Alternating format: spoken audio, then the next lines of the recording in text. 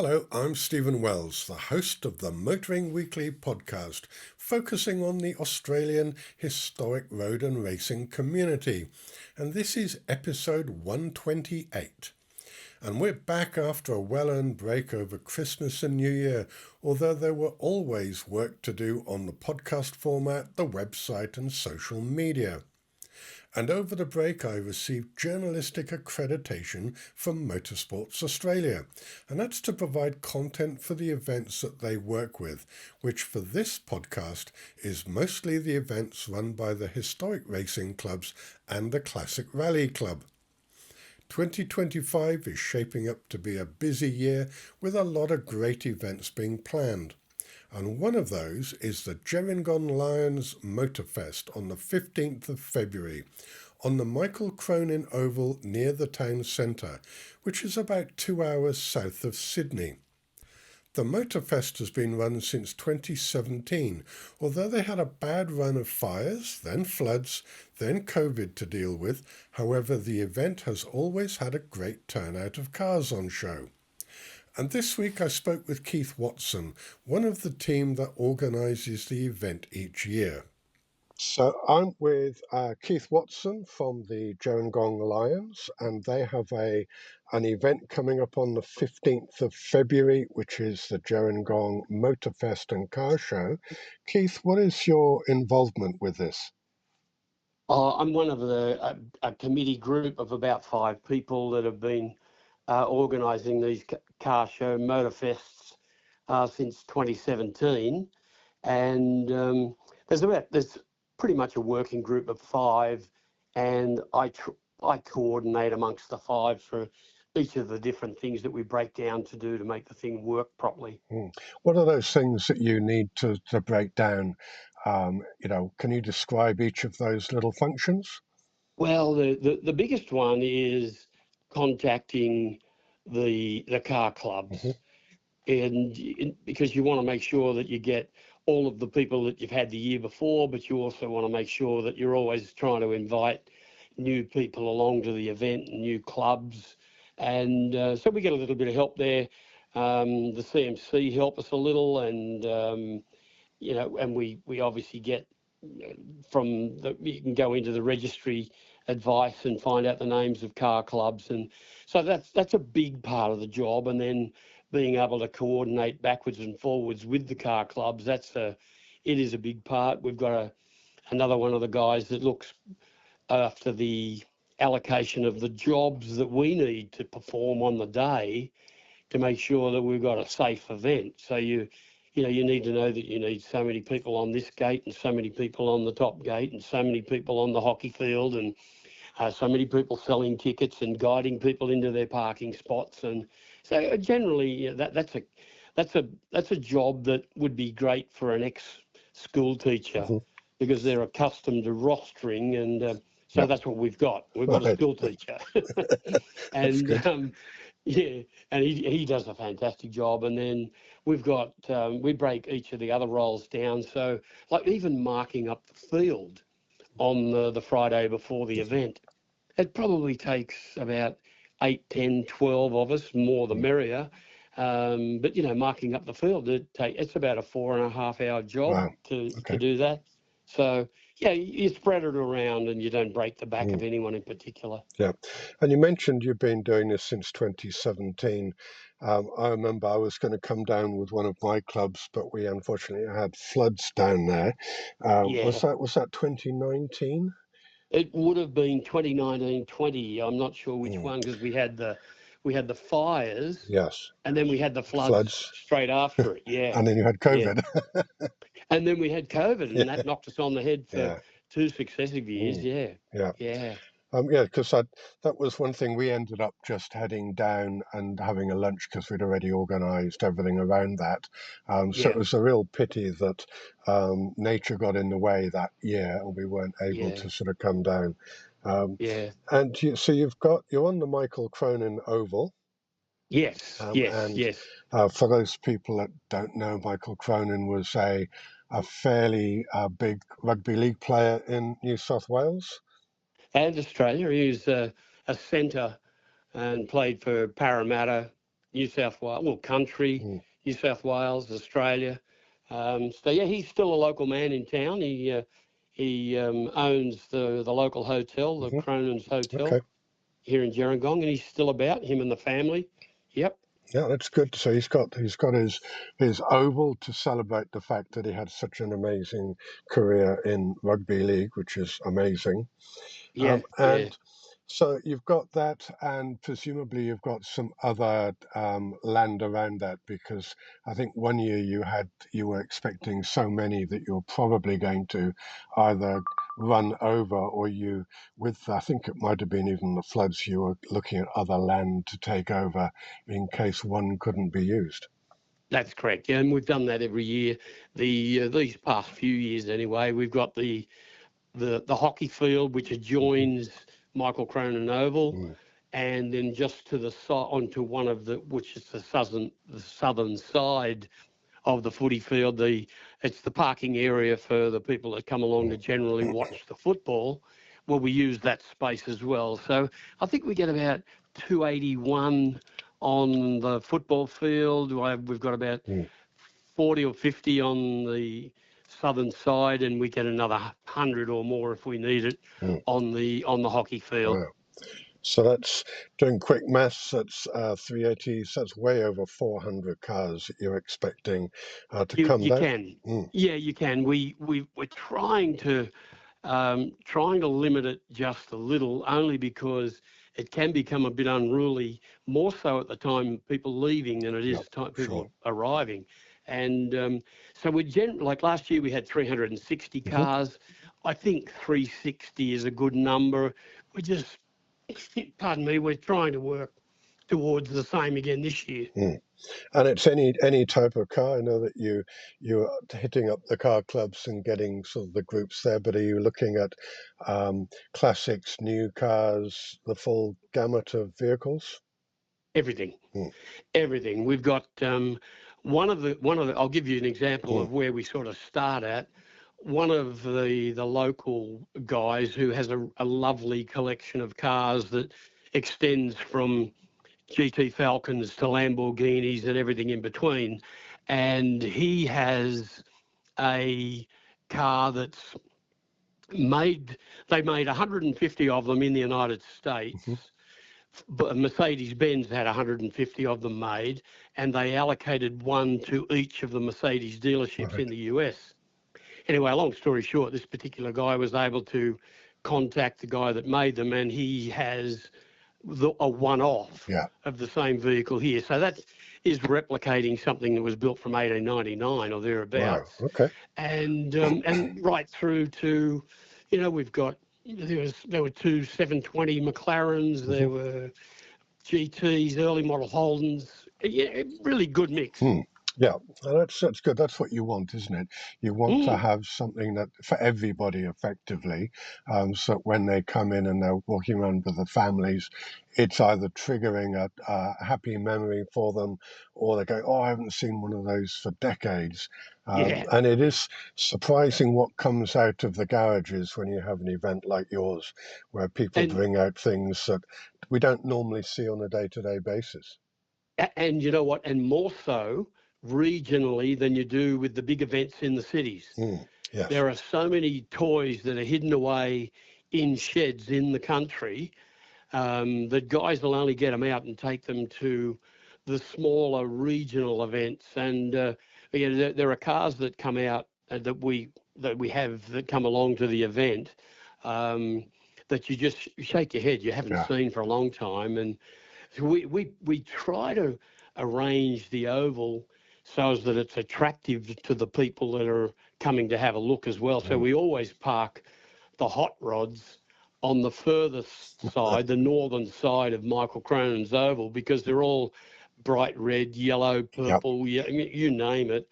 And when people, their first attention is, gee, that's a nice looking car. The next one is, gee, look at those bright colours. Yes. So, yeah, and it works out really well. You've got to walk through all the other cars to even get near the hot rods.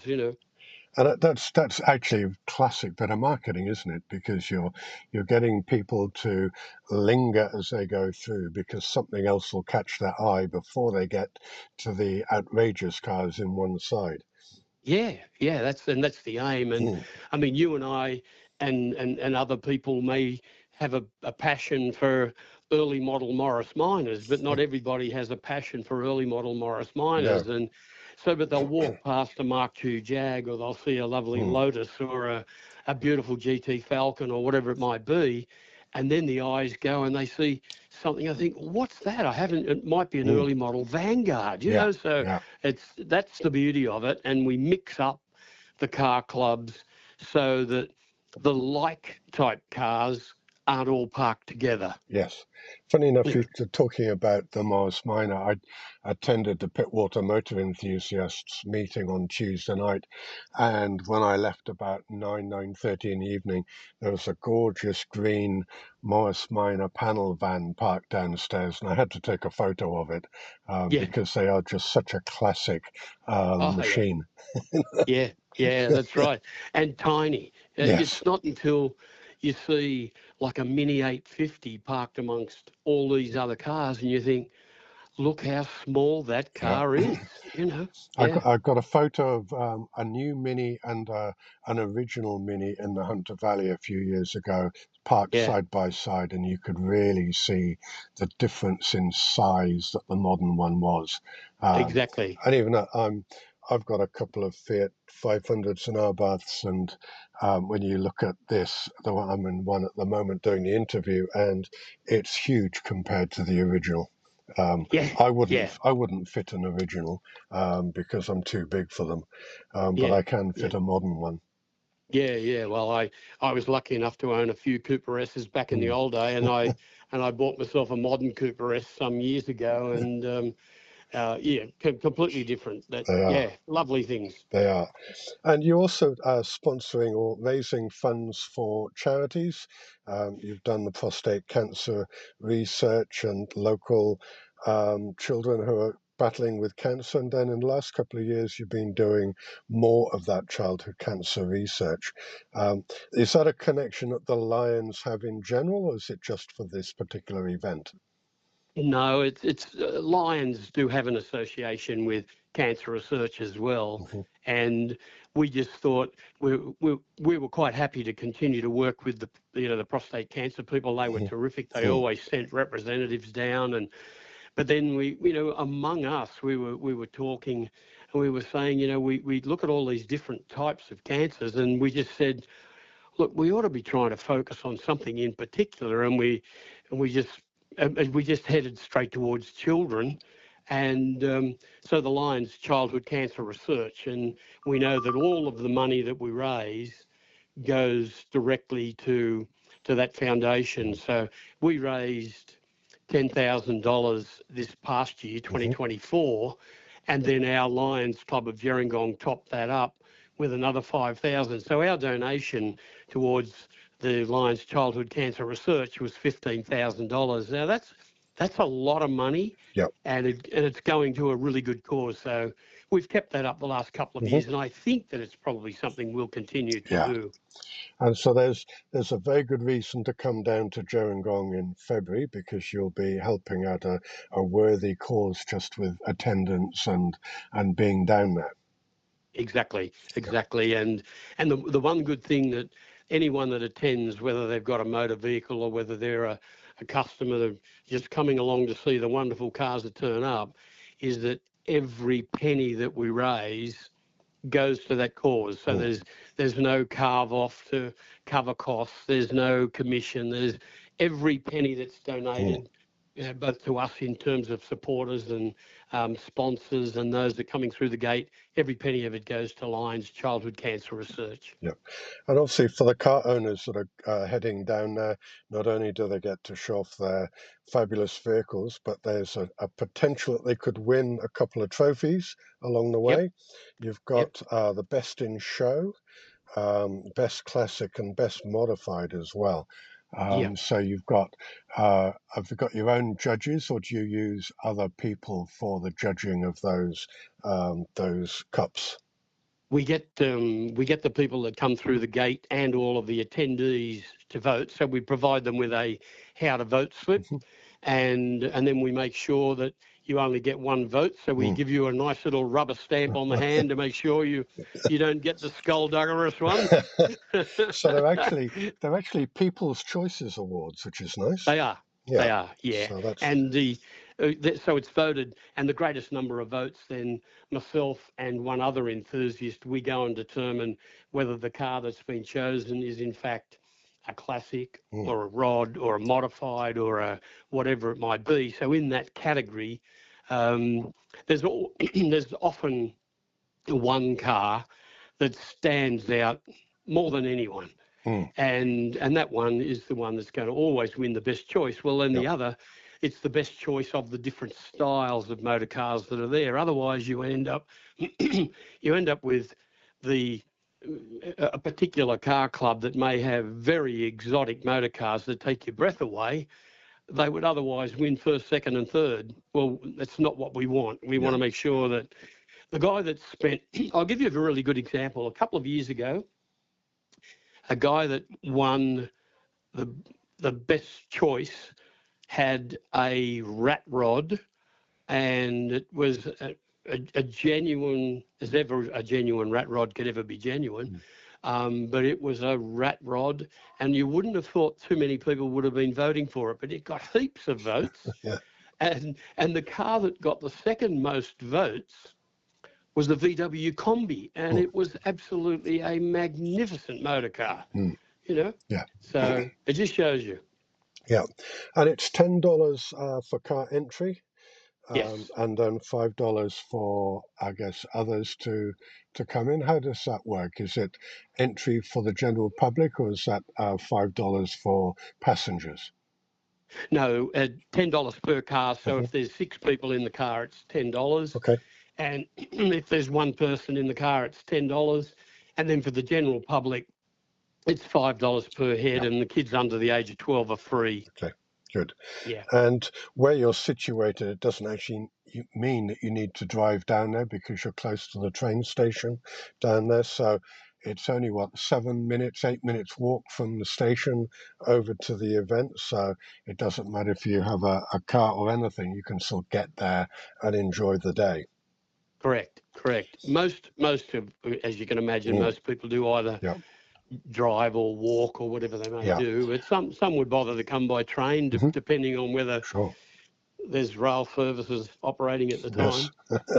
And then you've got presumably a load of extra stalls and things for food and other bits and pieces. Are they around the edges, or are you expecting to have a sort of a core central point where people can access some refreshments? Well, we have under the grandstand, we've got 2 outlets. One of them's run by the hockey club, the local Gerringong Hockey Club, and the other is run by the local rugby league, junior rugby league. So you can get everything from steak sandwiches to cold drinks to you name it, sausage sandwiches. Good. And then on top of that, we've got a coffee van, a donut van, and an ice cream van that come along each year. So it gives people, a wide choice. And we're only, what are we? I guess 200 metres from the middle of the township. So people often, and on the day, we've got the local markets that are on in town that day as well. So it's good for any of the partners that might have seen enough of the lovely cars and need to walk across and look in the shops. And so that's why we hold it on that third Saturday each year. Yeah, perfect. So, you're actually helping the local community out as well as the charities, which is great. Yes. So we're looking at Saturday, the 15th of February. I will put some links up into my podcast feed as well for you so that people can click through and understand what to do and how to get there and how to get involved. Because, if you can get, again, 350, 360 cars, that's a really amazing turnout. Any final comments on the show? No, we just look forward to as many people coming along as possibly can. Great cause, and their help is always appreciated by those that we're donating towards. Yeah, perfect. Thanks, Keith. It's great to catch up. I will be down there on the 15th, bringing one of my classics, and I'll encourage a lot of the folks from the car clubs that I'm involved in to come down as well and to get in touch with you first. That'd be great. Okay. Look forward to Yep. seeing you. Thanks, Keith. Take care. All the best, mate. Cheers. All the Bye. best. Bye. I know it's going to be a great event. Gerringong is a lovely town and an easy drive from Sydney. And I've added the registration and event link to the podcast detail. But don't forget there are lots of other events happening. Next weekend, the 25th and 26th, is the Canberra Festival of Speed. And then on the 31st of January to the 2nd of February is the Bathurst 12-hour race. But if you enjoy historic racing like I do, then head down to Goulburn for the HSRCA Return to Goulburn with Historic Group N at One Raceway, the old Wakefield Raceway, February the 1st and 2nd. Then the following weekend, the GNU Blast Classic is the 7th to the 9th of February. And then we have the Motorfest by the Lions Club of Gerringong, February the 15th. The Classic Rally Club has the wonderfully titled first rally of the season. It's called the Eye of Man TT Rally. That's the 15th and 16th of February down in southern New South Wales and Canberra. And then the 28th of February to the 2nd of March is the Sydney Harbour Concourse de Elegance, smack in the middle of the harbour on Cockatoo Island. The following weekend, the 8th of March, is the Tea Gardens and Hawk's Nest Motorfest. And then that weekend is the Adelaide Motorsport Festival on the 8th and 9th of March. Then we've got the Targa Classica Rally, and that's the 10th and the 13th of March, moving from Albury to Melbourne. And then as they've left Albury, Chrysalis on the Murray come in the 14th to the 16th of March around the Albury-Wodonga area. And then one for the future, the Auto Italia show is on in Canberra the 13th of April. I'm always at that one. It's a great event for all the Italian cars. If you have a club or event that you would like highlighted, send an email to stephen@motoringweekly.com.au and I'll be in touch. There are lots of events happening and my list is growing so that Motoring Weekly listeners can plan to attend at least one of them. Don't forget to subscribe to your favourite podcast player, Apple, Spotify, iHeartRadio, Audible, Samsung or YouTube, and get the episodes delivered as they're published. Or you can simply subscribe to the website motoringweekly.com.au and you can listen there. I'm Stephen Wells and you've listened to Motoring Weekly, the podcast for the Australian historic road and racing community.